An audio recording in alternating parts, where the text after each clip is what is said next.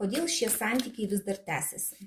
Pasižiūrime, kokioje situacijoje dabar yra jūsų santykiai, kas tarp jūsų. Pagal tai matysite, ar šis kortų skaitimas yra jums.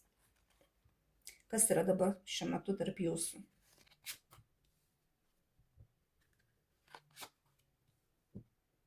Na, žiūrėkit, santykiuose dabar yra toksai nusistovėjimas, stabilumas, kai nesinori nieko keisti.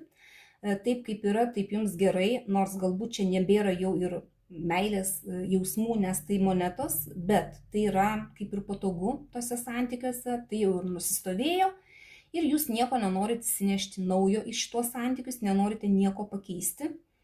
Bet čia gali būti taip, kad daugiau vienam kažkuriam tinka, o kitam nebūtinai. Žiūrim, kas toliau. Kas iš tikrųjų jūs laiko kartu šituose santykiuose.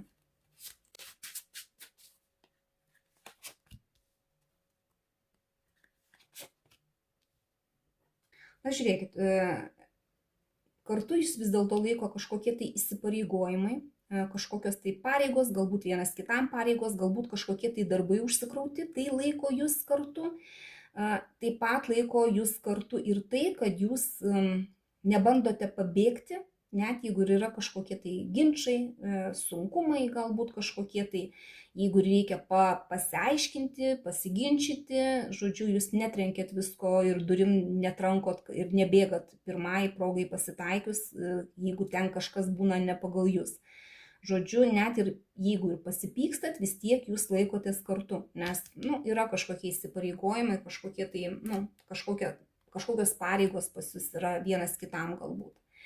Kas labiausiai silpnina šį jūsų ryšį?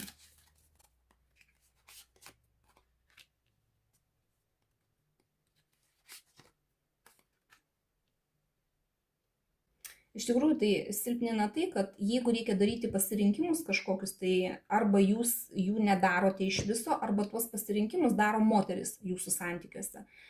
Ir tie pasirinkimai galbūt ne visą laiką tenkina antrą pusę. Va tiesiog, bet dažniausiai vis dėlto čia yra taip, kad jūs nors ir matote kažkokią situaciją, kur reikia daryti pasirinkimą, jūs nedarote. Ir čia nuo moters tai priklauso.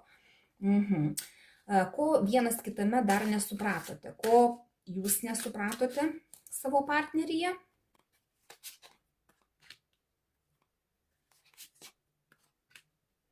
Žiūrėkit, jūs nesupratot, kad partneris daugelį vietų save labai varžo. Galbūt neleidžia savo pasakyti visko, kas pas jį galvoj yra. Turi kažkokių tai galbūt baimių. Ir jisai nori, kad visą tai baigtųsi, nes jį tai slegia. Bet jūs to nematote, nes jisai tuo nesidalina, jisai laiko visą tai savo viduje. Ir jūs to nesuprantate, nematote, kad jam jau yra sunku, kad jisai nori tą situaciją kažkokią tai užbaigti, kad nebebūtų tų sunkumų. Ko jis dar nesuprato jumise? Nemato galbūt kažko tai jumise. Ko jis nemato?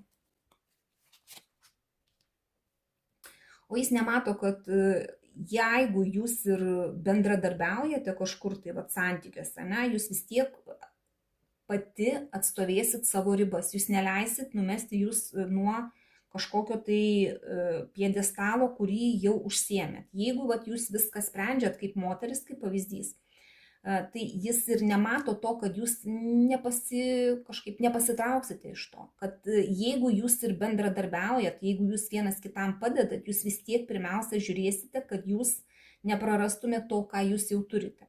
Galbūt jums tas stabilumas ir svarbu, kad net jeigu ir nėra, pavyzdžiui, kažkokių tai tokių labai rimtų jausmų, jūs vis tiek nieko nenorite keisti. Jūs vis tiek jaučiate, kad reikia sulaukti pagalbos, jeigu jums jos reikia, jeigu jūsų prašys kažkokios pagalbos, jūs irgi padėsite, bet jūs vis tiek būsite aukščiau už jūsų partnerį.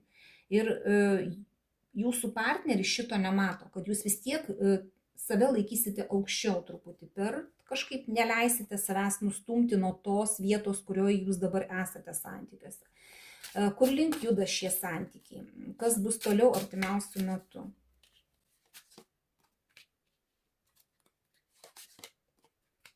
Na, žiūrėkit, bokšto arkanas krenta. Iš tikrųjų, arba bus pykčiai kažkokie tai prasidės, arba sugrius tai, kas nebesivysto, nes pagal monetų ketvirtuką viskas yra taip stabilu, jūs nieko neįsileidžiat į savo tuos santykius, nieko naujo neįsileidžiat. Ir bus kažkoks tai bokštas, kai jums reikės galbūt daryti pasirinkimą ir žiūrėti, kas jums labiau apsimoka. Tas pasirinkimas bus iš to, kad ne ką jūs labiau jaučiat, ne ką jūs vidumi norite, ne, kokie jūsų jausmai, o tai, kas jums labiau apsimoka pagal monetų dvejetuką.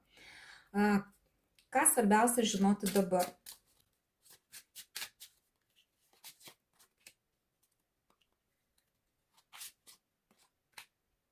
Na, žiūrėkit, jeigu jūs dirbsite dėl santykių šitų, kuriuose jūs dabar esate, abu rodysite jausmus, rodysite daugiau meilės, emocijų, ne, tie santykiai, jie gali gyvuoti.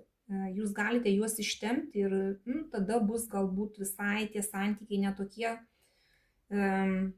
netokie ramus, tylus, galbūt pasyvus, ne?